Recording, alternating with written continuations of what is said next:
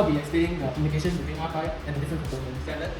Communication protocol used here is the Bluetooth via the RF COM channel. Next is the Ergo PC. For this one, we'll be using PCB connection using the socket Python library. For our image rack, turn our server alternate PC and we send our open CD images through this library called ImageC ZMQ.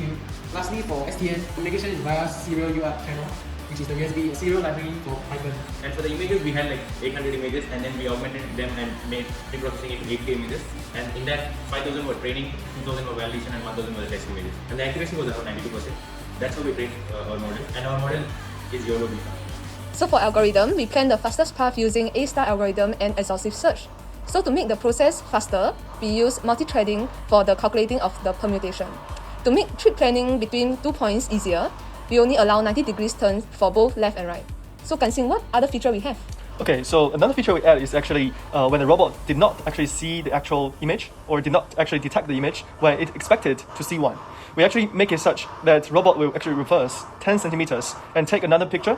It will only try and reverse 4 times before it give up. And also after they've done the reverse, they will actually go back to the original point after they've done the reverse like multiple times. And this is a kind of feature that can help us to get a better picture or can help us to detect the obstacle properly. And then Mei Xuan, can you show us about like a sample of our simulator? Yeah, sure. So this will be our simulator. So as you can see, this simulator actually simulates the obstacles, the cars, and all the movements regarding of our like algorithm part. And you can see the path clearly inside. We'll be talking about the Android app. So firstly, we'll connect to the Raspberry Pi by Bluetooth. Now, back to the homepage, we have 3 tabs to look out for. Firstly, the chat tab allows us to coordinate real-time communication with the Raspberry Pi. Next, the map config tab, which allows us to firstly load our obstacles and secondly set the starting points for our robot. Lastly, we have the challenge tab, which allows us to send the coordinates of the robot and the obstacles and also to see real-time updates of the robot, which will be reflected on our view. Now let's move on to the UI concepts of the Android app. Now you may be wondering why there's a picture of David on the dragon. It's because he likes playing dragon games on his phone. That's why we decided to go with a dragon theme. So this will be our first solid/spin. The Bluetooth fragment. We can see that there are panels on the right, which shows what device this Android is connected to, as well as the robot status.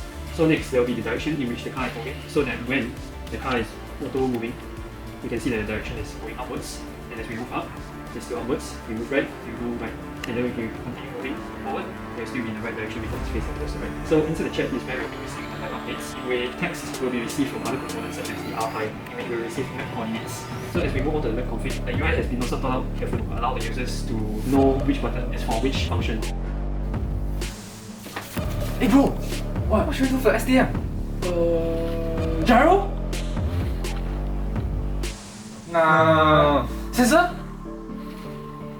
Nah. How about PID angle? Calculate how much angle the robot car move, right? We calculate the distance based on the time.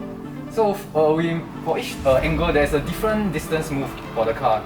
So we use a linear regression model to calculate the best fit line for the movement.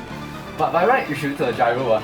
But for the algo, because we only have... TLDR, we hard-coded it!